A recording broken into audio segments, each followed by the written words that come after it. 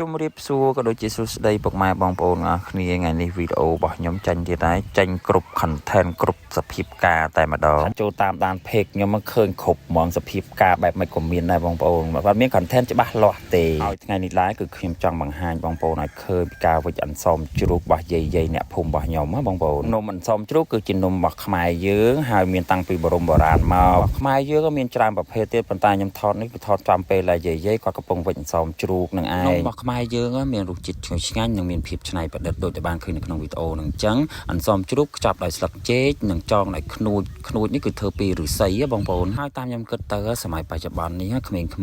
គឺពិបាកនឹងធ្វើណាស់ចងខ្នួចចងអីនេះព្រោះមិនស្គាល់ខ្នួចផងបងប្អូនអើយដូច្នេះវីដេអូនេះខ្ញុំចង់បង្ហាញឲ្យបងប្អូនបានស្គាល់បានឃើញថានំអន្សមជ្រូកនំខ្មែរ